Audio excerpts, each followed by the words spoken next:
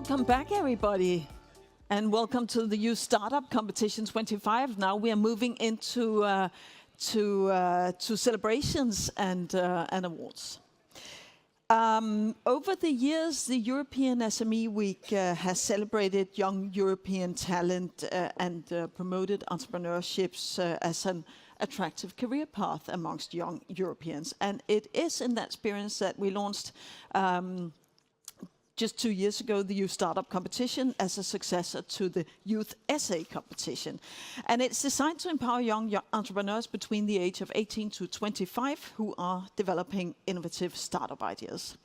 And in a moment, you're going to hear from 3 great young finalists of the competition, and they will present their ideas, after which you can vote live on which one you think will have the most impact.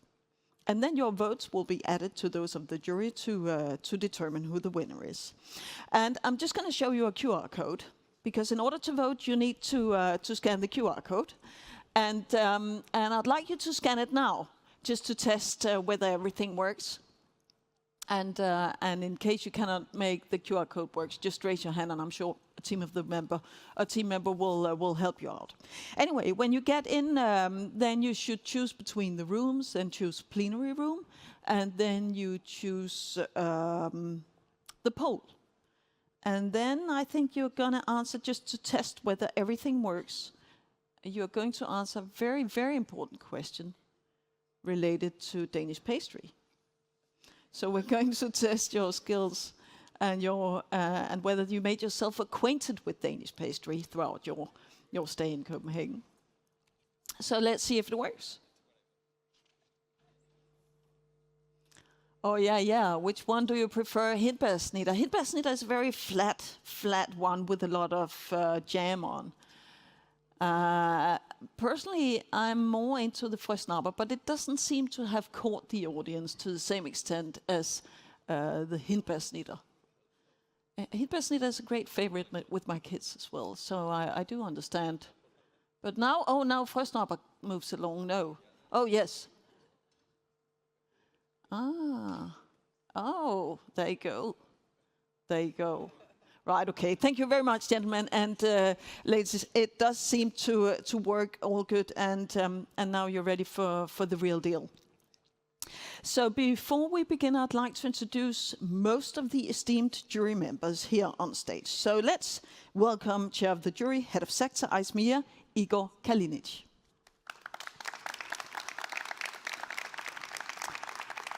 Then we have with us Chief Advisor, Danish Business Authority, Sofie Jæger. We have President of PEP, the Policy Experimentarium and Evaluation Platform, Dana Redford. And then finally, winner of the 24th Youth Startup Competition and co-founder of Hydro Kappa, Federico Moriti. So good to have you all here in Copenhagen. And just, a few questions, Igor. Maybe you can speak as chair of this year's jury. Can you tell us just a bit about why it's so important for the Commission to support initiatives like this, like the Youth Startup Competition? Yeah, thank you for your question. Actually, we do believe that the future of the European competitiveness resides in its people.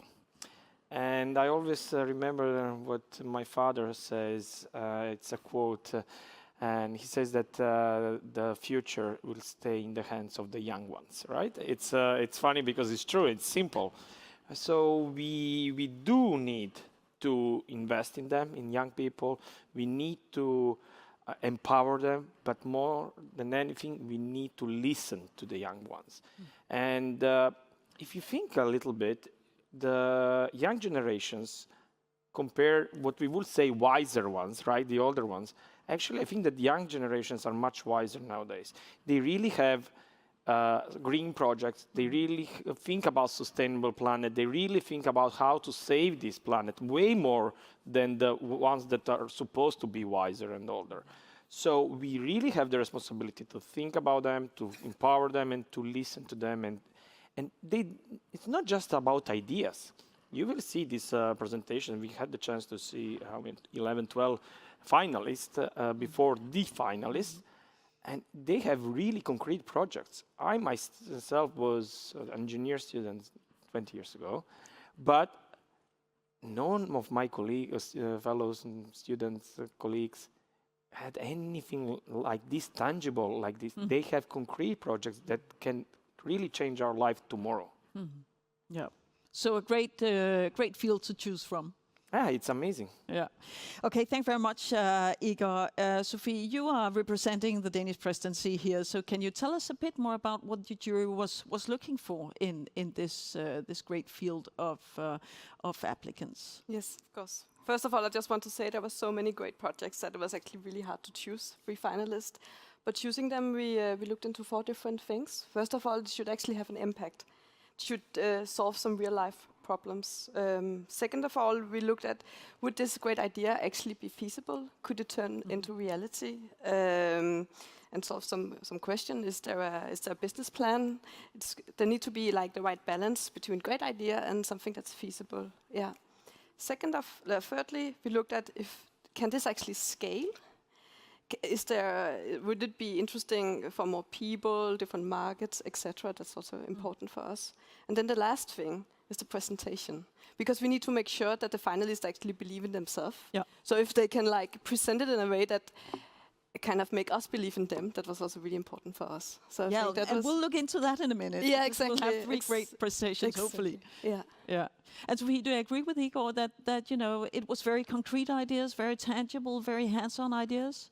Most of them, were, and that's also something that was important for us. Of course, it's important to have be creative, think big, but also need to be concrete, something that you can actually, make become reality. Yeah. Yeah. Okay. Well, it's going to be really exciting, and nothing is decided yet because the audience and those joining us online can be a part of the decision process as well. But we're not there yet. And Federico and Dan, I'll be back to you in a minute. But definitely stay with us, because we're moving to the pitches now. It's time to move to the pitches and meet our great outstanding finalists. And first up, I'd like to introduce Jonas Kavenik from Germany. He's the co-founder of IRIS, and Jonas is 22 years old. He's studying mechanical engineering and management at the University of Vienna. He is passionate about innovation and sustainability, and his project, IRIS, transforms disaster response by combining AI, real-time data, and multilingual communication to help coordinate faster and smarter during, for instance, wildfires and other crises.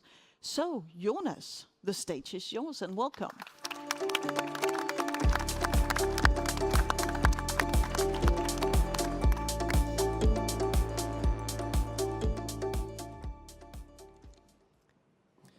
So, let me start this pitch with a short question. Raise your hand if you have ever tried to coordinate between more than one team or agency. Yeah, that's a lot of people. And now imagine this, but with lives at risk. This summer, Portugal and Spain faced wildfires at a record scale. On August 15th, they turned to the EU for urgent assistance, and firefighters from 7 different nations arrived. Communities were on edge, and firefighters were at their limits. But as firefighters from 7 nations came together, they faced a different kind of fire: fragmented information. Each region and every responding authority operates on separate, mostly incompatible systems, making real-time coordination nearly impossible.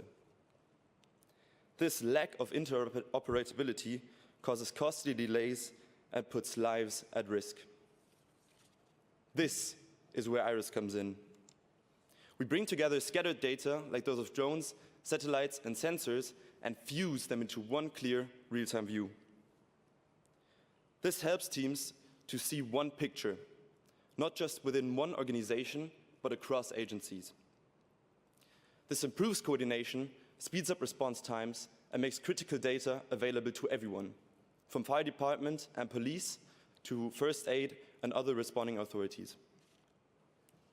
But IRIS goes beyond visualization. We're planning on implementing an AI which predicts fire spread and optimizes resource allocation. It will also directly translate commands so no team is left guessing.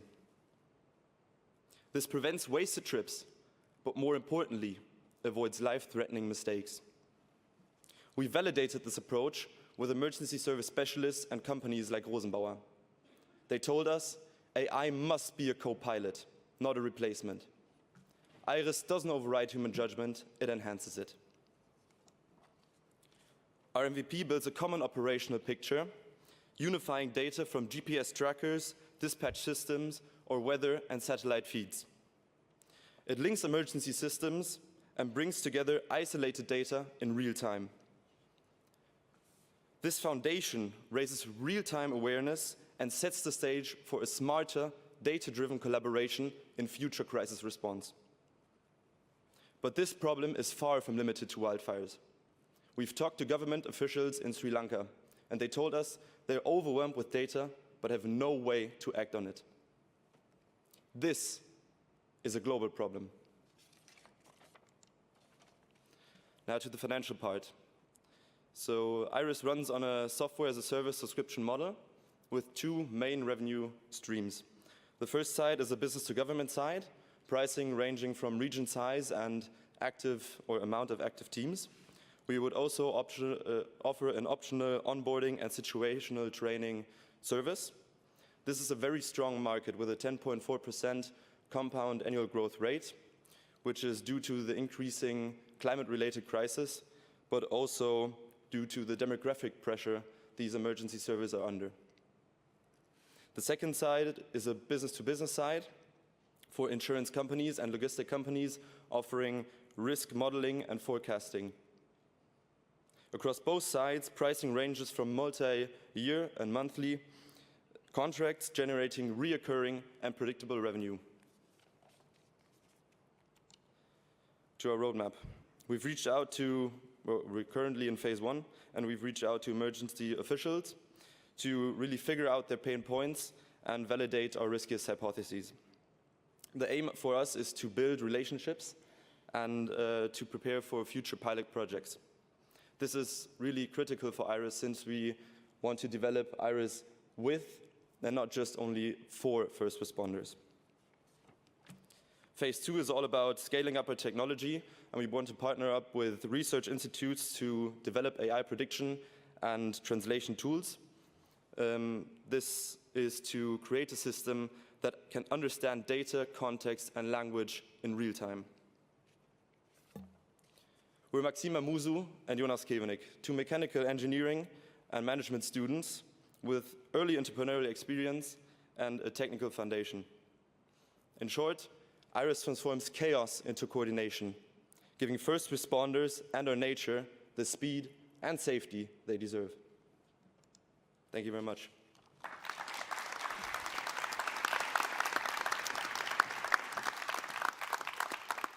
Thank you very much, Jonas, and all the best of luck. So our second finalist is Gonçalo Ribeiro from Portugal. Gonçalo is 23 years old. He is a PhD fast-track student at the Instituto Superior Técnico in Lisbon and founder and lead of the FlashGuard project.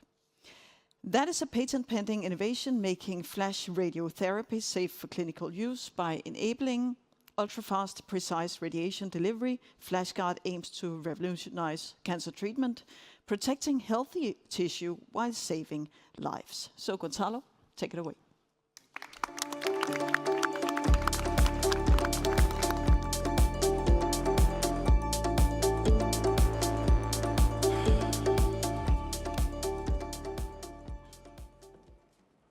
Good morning, everyone. My name is Gonçalo Ribeiro, and I'm here to present the FlashGuard project. In a short sentence, FlashGuard is the key to enable the clinical use of one of the most promising radiotherapy techniques existing at the moment. As we are all aware, cancer is one of the modern medicine challenges. As 2022, there were more than 20 million cases around the world, and this number is expected to rise by more than 50% in 2045. Up to a quarter of Europeans will develop cancer during their course of life. However, we still do not possess a fully effective treatment to address this disease. Currently, one of the treatments that is used is conventional radiotherapy, that it's used in 50% of all cancer cases, even though it comes with a cost, which are side effects. I don't know if you are aware with this, but people experience short-term and long-term side effects, and this is especially critical for children as well. In addition, conventional radiotherapy may take up to 25 sessions of treatment, and this causes low efficiency in patient and low efficiency in resource use, burdening our healthcare system. Okay, so to address this, researchers have been trying to minimize side effects. One of the techniques is flash radiotherapy. To show you the effects that flash has, you can see in the top left figure the comparison between the conventional mode and flash mode. Flash delivers radiation, which was in a few minutes during several sessions over days or weeks, in a few milliseconds, so less than a second. And you can see that the pig skin was irradiated with the same amount of radiation, and yet the conventional mode, we can clearly see the darkening of the skin, which shows the side effects associated with this therapy. On the other hand, for flash, we cannot see those same results. So flash is a game changer. We are talking about something that may reduce patient side effects significantly, improving their quality of life, and ensure that they can live with their loved ones during and after treatment with quality of life. But this is not the only benefit of flash. Flash is also really important for our healthcare systems, because we are talking about a shorter treatment that may take only one session. So this reduces our pressure in our healthcare systems and improves treatment efficiency and increases capacity. Europe is leading the effort in transfer flash radiotherapy. Actually, it was discovered in 2014 in France, and now we have clinical trials among all the countries in Europe. So Europe is at the forefront of cancer treatment. But as you can see in the article that I cite over here, flash has a critical technological gap that needs to be overcome, which is the need of a monitoring device capable of real-time output measurement and beam control, which means that in case the machine malfunctions, we need to act really fast. We are talking about a 100 faster treatment, so we need 100 times faster devices. To achieve this, we are using our knowledge in particle physics. We are using a Cherenkov effect, which is when particles travel faster than light in a medium, they emit light. So if we detect this light fast with a fast photodetector, as we can see in the scheme in here that we propose and patent, we can provide fast feedback to the machine as well. So during the treatment, we can be aware and act fast. This is something that traditional equipment was not designed for, because they were not designed to cope with this amount of radiation in such a shorter period of time. And what we are doing, we are applying in an innovative way particle physics knowledge. This started as a solo project 2 years ago. This year, this is starting in December, we will welcome 4 new students, because entrepreneurship is not always about an idea, but you have to surround yourselves with ambitious people that drive this project forward. We are also supported by an advisory committee of leading experts, and I am a PhD student at Technico. These two are my 2 supervisors. I would like to end this presentation by thank you to the whole organization and to our partners, like Caixa Foundation, that has been funding us with this innovative project. Thank you very much all for your attention. I'm more than eager to all your questions. Thank you. Thank you.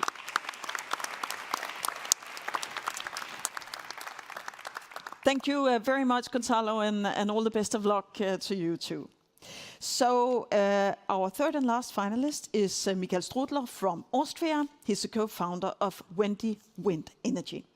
After inventing a quiet, efficient vertical wind turbine during his studies, Michael co-founded Wendy to make wind power accessible for everyone, even when the wind is weak, helping households, farms and businesses achieve energy independence and also drive the global transition to clean energy. Michael, the floor is yours.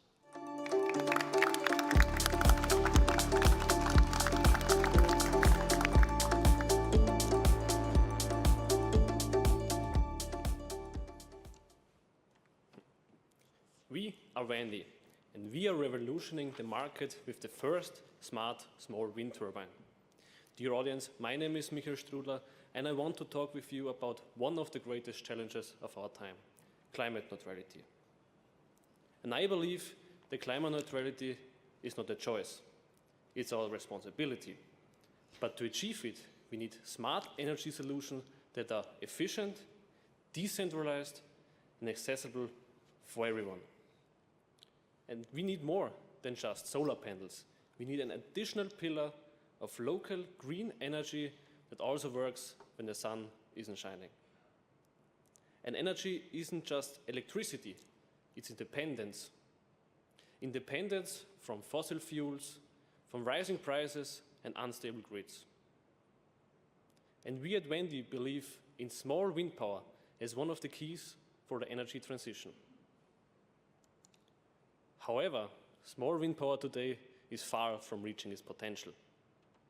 Most systems are too loud and causes vibration. They only start producing energy at higher wind speeds, which means they stand still when the energy is most needed.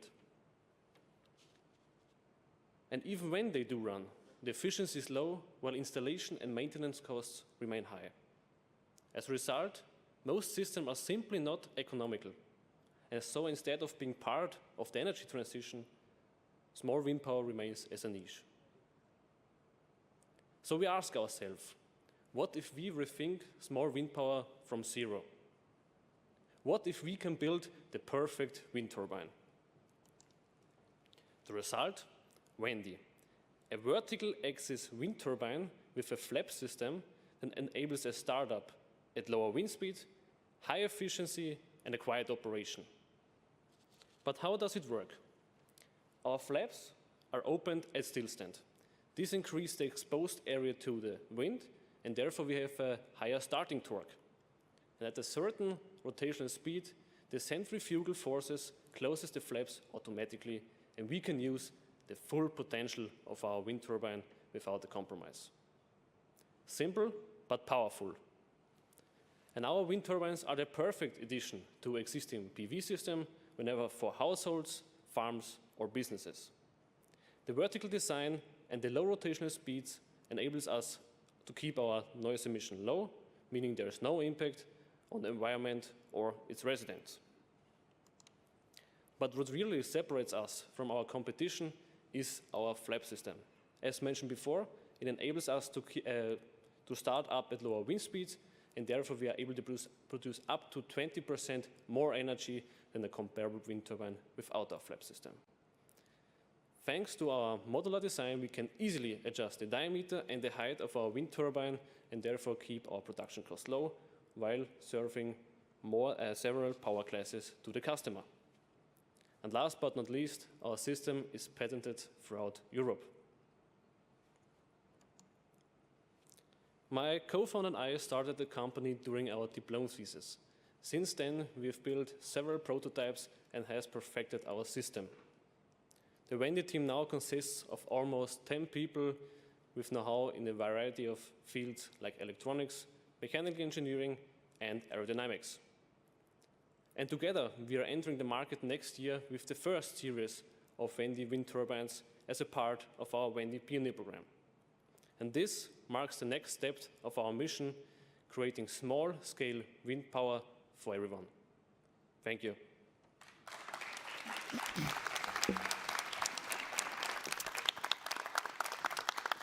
Thank you, Michael, and good luck to you too. So thanks all of you for excellent presentations. We'll get back to you in a minute, but before we move on to voting, let's have a look at some of the highlights from the three pitches, because we have our graphic reporter with us, Miriam Atola Dendaluce, and we should be able to get that on screen, yes, because Miriam has been working on some of on the projects we just heard of. So Miriam, maybe you can take us through some of your observations.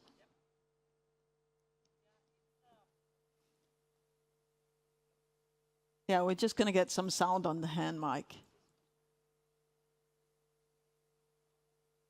No, we still don't have some sound on the hand mic. No. We're going to get you a new one, I think. Because this is really amazing. I want you to explain it all to us, because it's really nice to hear you explain how it all plays out when you work like this on your iPad. But anyway, here goes. Yeah, Hello. now I have it.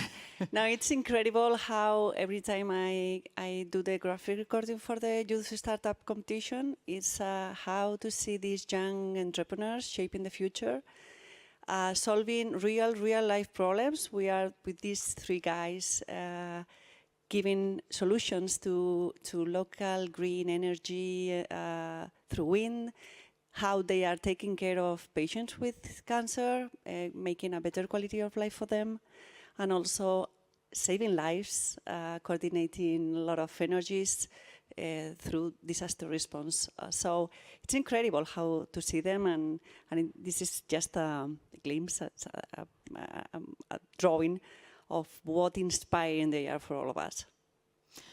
Well, thank you very much, Miriam. It was definitely great presentations, but it's also very fascinating to follow your work. So I suggest that we give our graphic recorders a hand. It's really been great having you on board the assembly as well. So, ladies and gentlemen, now let's go for the voting process. Now it's your turn to be a part of the competition. So what you do is, whether you're here in the room or joining us online, you can go to scan the QR code, go to the list of rooms, select the plenary session, and then you can vote on the finalists who basically inspired you the most, and the finalist you think is going to make the biggest change. So, while we wait for this process, I will ask you, Federico, a short question, because it's great to have you here. You won the competition in 24, so that's last year, and great to have you back here in the assembly. And I was wondering whether you could take us a little back, because last year you captured the audience with your vision for your organization, Hydro Kappa, and since then you've grown. And maybe you can share some of the milestones and experiences that you've had during the last year. Okay, so thank you so much for having me here. It's a great pleasure to be back.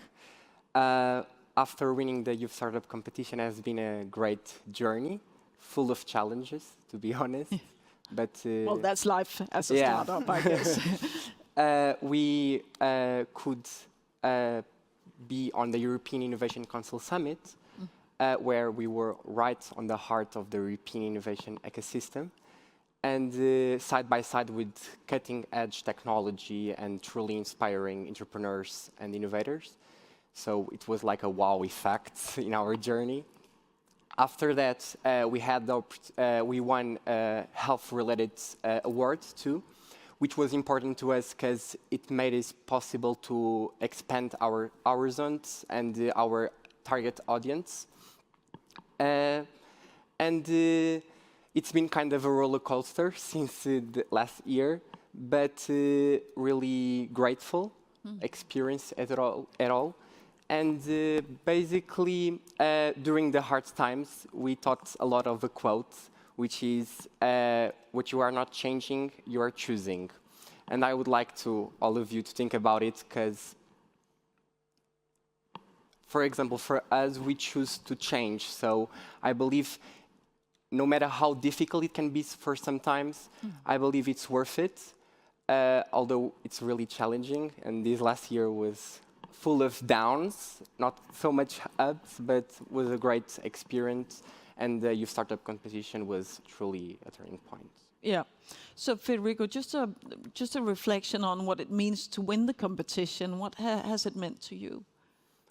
So as I was saying, I believe it was a turning point in our entrepreneurial journey. It gave us a lot of confidence, visibility, and gave us a true sense of purpose and in our society, and that our voice was being heard in a major audience. And I believe this type of European initiatives are truly the fundamental base for us young entrepreneurs, because give us so much attention and the opportunities to network, meet investors, collaborate with other people.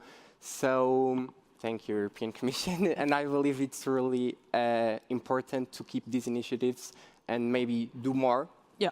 And yeah, it's been great overall. So it gives a lot of confidence and energy for the challenges ahead. But Federico, great to have you here, and all the best of luck for the years to come. It seems like there's another few challenges out there, but I guess that is life as an entrepreneur.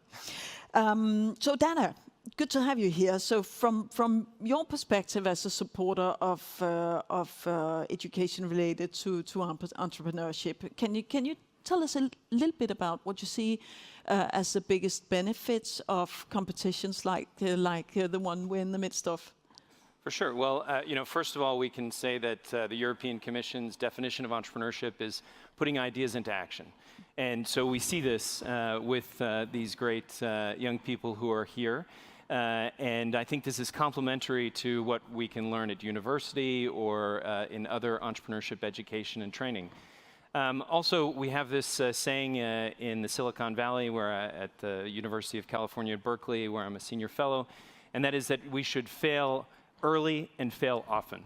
And that is to say that we need to look at this as something that's part of a career path. And I know so many people here at the SME Assembly support this as a career path. And that we see this as part of something where we have successes, then we have failure, we have challenges, we rise to those challenges, and this is part of entrepreneurship. And I think this is something that competitions like this can support. And I think we have great young people here in Europe who are doing wonderful things. Yes, and we've met 3 of them now, and we're in the midst of trying to figure out who is going to be the winner. So thank you very much, Dana, for sharing your insights. And I think we can maybe officially close the audience vote now, and then while the team sort of calculates the result, then let's talk about, Igor, maybe we can talk about this exciting prize that awaits our winner, because this year's champion will be invited to attend the prestigious European Innovation Council Summit in 2026. It's a gathering of the top European innovators. And sadly, Anita Krohn couldn't be here. She's board member of the European Innovation Council, and she's also a member of the jury, which was why I said we have most of the jury with us, but not the full jury. She's unable to attend, but Igor, as chair of as chair of the jury, maybe you could tell us a bit more about the summit and why it's such a valuable opportunity to attend for the young entrepreneurs of Europe. Thank you. Well, definitely I can tell you a little bit more about that. Federico already touched upon. European Innovation Council is the initiative of the European Union, the European Commission, that aims actually at supporting, assisting and investing in the European startups. But it's not just a venture capital. Actually, it is a venture capital arm of the European Commission. It's something quite innovative in the landscape, where it's actually the state, so to say, the public institution directly investing in the great ideas. But it's also, I call it venture capital with the heart, because actually you're also provided with a number of services that helps the startups to scale up, to transform them into really actually not businesses based on promises only, which is the startup, but also businesses that are producing and that actually they are producing operational value. And one very important thing about European Innovation Council is that actually we want to keep these startups in Europe. Yes. So it's a game changer. It's to have to help the startups, but help them also stay in Europe. And the winner will be invited to the annual event, to the annual summit, which, if I'm not wrong, is at the beginning of June this year in Brussels, where we gather not only startuppers, entrepreneurs, but also investors, policymakers, and the whole entrepreneurial ecosystem that is around the startups. So for a young startup, actually it is the place to be, because it's a place where they can learn what is the startup world outside their country, outside their city, what is in the state of art across the whole Europe. Yeah, so a great networking event, Yeah, and also an honor. So, ladies and gentlemen, the moment we've all been waiting for is here. The votes are in. It's time to announce the winner. It's on the lectern, and Igor and Sophie, you've promised me and the audience to go to the lectern and announce the winner.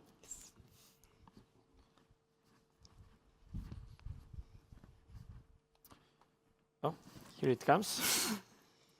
The envelope, and the winner is Gonzalo Ribeiro. congratulations.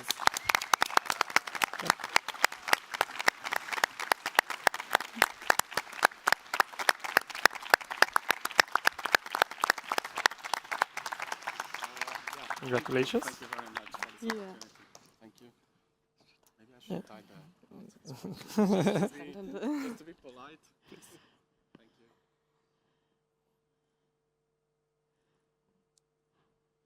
Pictures time. Gonzalo, May I also invite everyone absolutely. family picture? So Yeah, please, the absolutely. finalists. We'll just have a quick family photo with and the the jury finalists. members, please. Everyone. Maybe in the center, the finalists. And you know, I know there's only one winner, but it really is a great honor to be runner-up. So, so congratulations to all the three finalists. Thank you very much.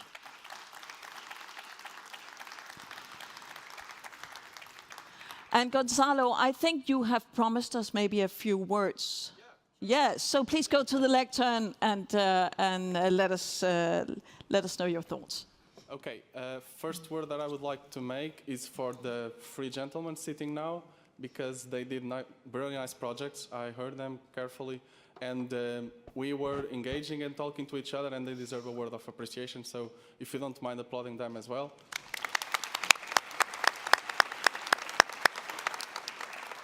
It's honest.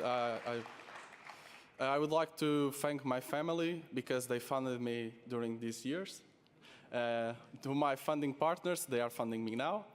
To my two supervisors, and in particular Professor Pedro, because he was the one that pushed me always to do these things, and he deserves a special word, because teachers like him are not available everywhere. Okay? So, yeah, I wasn't counting with this, but... a final word of appreciation to the jury, because I believe that you did an amazing job, and to the organization, because I have organized events, obviously not with this size, but they are really complicated to do, and they deserve also a word of appreciation as well. So thank you to them, and thank you all to being here.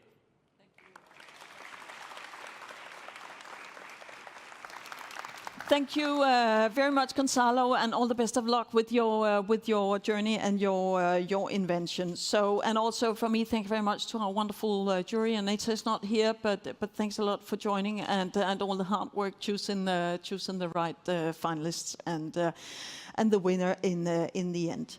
So to all of you guys, please stay here in the auditorium, because we're just about to conclude this year's assembly. So we'll just take a few more family photos, and then we are ready for the concluding session. So stay with us. Thank you.